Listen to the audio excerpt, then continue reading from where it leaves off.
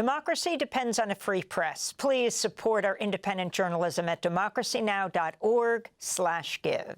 This is Democracy Now!, democracynow.org. I'm Amy Goodman with Nermeen Sheikh. Earlier today, Israel attacked the Al Ahli Baptist Hospital in Gaza City. It marked the 8th time the hospital has been attacked over the past 600 days. 3 Palestinian journalists were killed at the hospital. A 4th journalist was seriously wounded. We turn now to look at how the Israeli medical establishment has responded to Israel's systematic attacks on Gaza's health system. We're joined now by the co-authors of a new article headlined "The Shame of Israeli Medicine," published in the New York Review of Books. Joining us in Tel Aviv in Israel is the medical anthropologist Guy Shalev, who serves as Executive Director of Physicians for Human Rights Israel.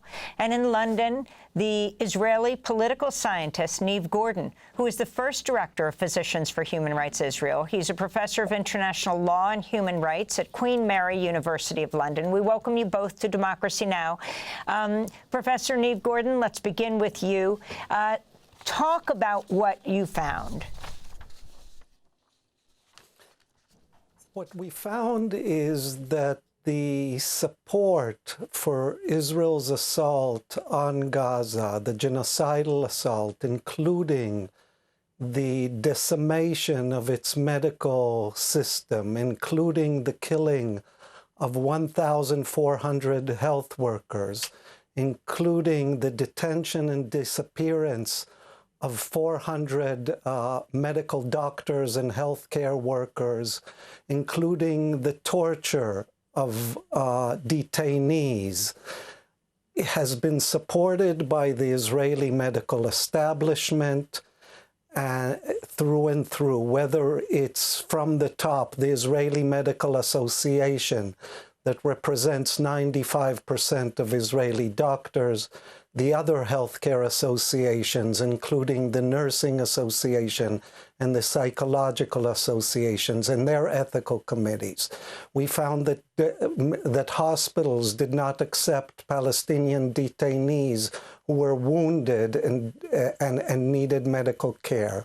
We found that doctors inside hospitals were unwilling to treat Palestinian detainees or did not demand that the shackles from their legs and their arms and their blindfold be removed before they were treated.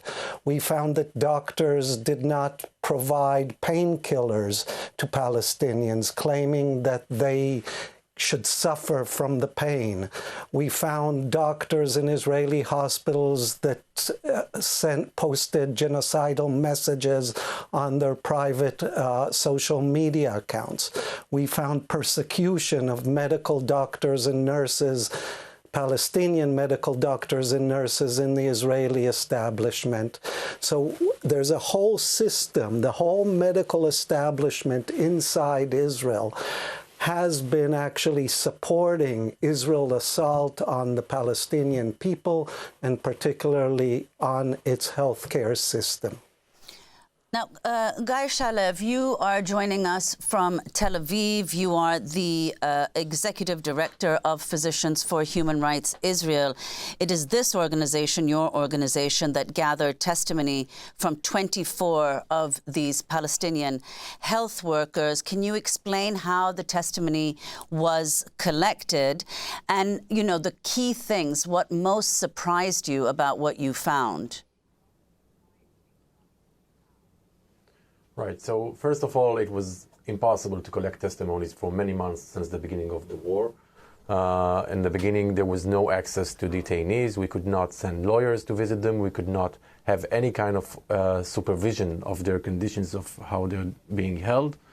After approximately 6 months, we could have start to send lawyers to visit them to collect the testimonies, and then what we heard was just impossible to hear.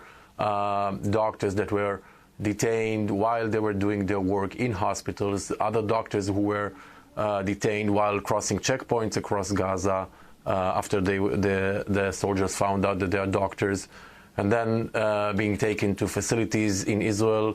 Most famous, probably infamous, is the State Iman facility, being subjected to torture, medical neglect, violence, starvation.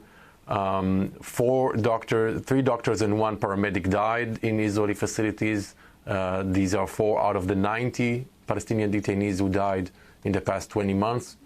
And we tried to figure out what was the reason why doctors were targeted in such a way.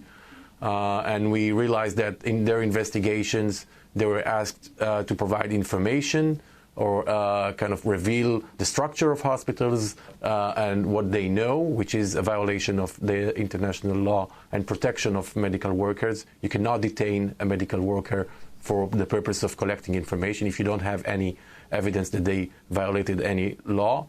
And in fact, most of these people were held without a trial, without charges. Many of them are still held. Approximately 150 medical personnel are still held in Israeli detention facilities. And Guy Shalev, you also point to an extraordinary statistic regarding the number of Palestinians who work in the Israeli medical establishment. You say Palestinians comprise 25% of all doctors and almost 50% of all new doctors and nurses in Israel. So can you explain how they have been treated in the months since October 7th, these Palestinians who work in Israeli hospitals? Right, and yes, first of all, these are amazing numbers, and this is the outcome of a long process of many years of Palestinians studying medicine, both in Israel and abroad, and choosing medicine as their kind of profession for the reasons that many people in the world choose that profession, but also for the reason that many minorities and people of marginal communities choose medicine, because they see that as an opportunity for social mobility, an opportunity to be accepted as equal, and that is why we see a lot of doctors in the Israeli medical system. And unfortunately, this ideal of a system that is that considers them as equal was never a reality, and definitely not after October 7, when there was basically a witch hunt of Palestinian medical workers in the Israeli system.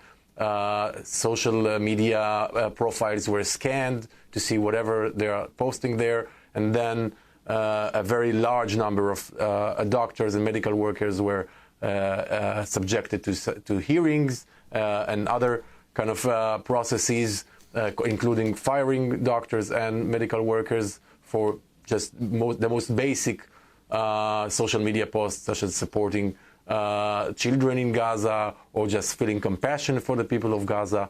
And it created this atmosphere that basically silenced and censored an entire group of doctors and medical workers in the Israeli system. We're speaking with 2 of the 3 authors of the piece, The Shame of Israeli Medicine, published in the New York Review of Books.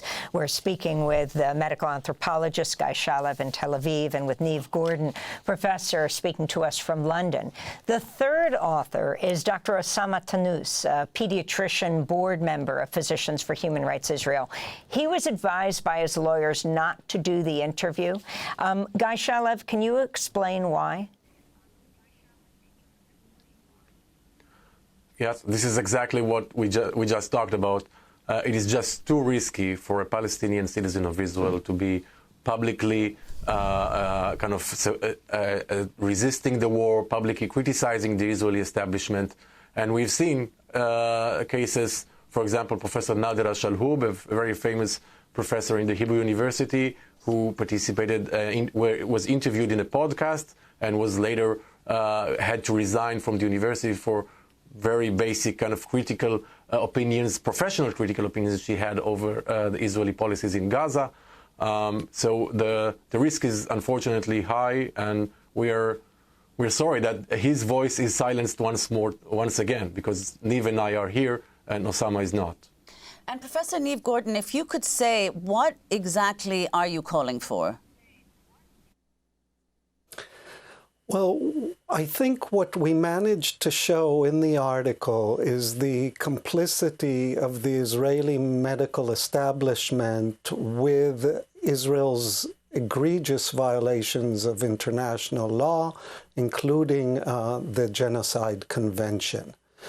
And what we also know from past experience and from what we detail in the article, is that change will not emerge from within without pressure from without.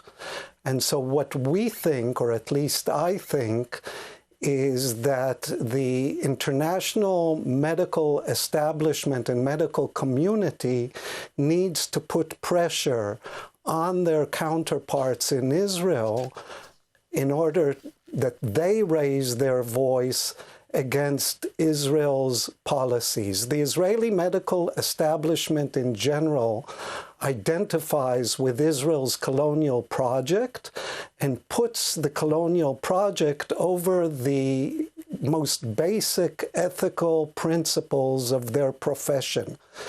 And that, we think, needs to change. So one very practical idea is that students and staff in research institutions in the United States, Canada, in the UK, in Europe, map the kinds of partnerships their institutions have with Israeli medical institutions, with Israeli research teams, with Israeli medical corporations, and demand from their own institutions to cut these partnerships, to cut ties with these partnerships, to end the contracts with Israeli medical corporations, not as a principle, but as a strategy, saying to their Israeli counterparts, we'll be happy to carry out these partnerships again, we'll be happy to do business,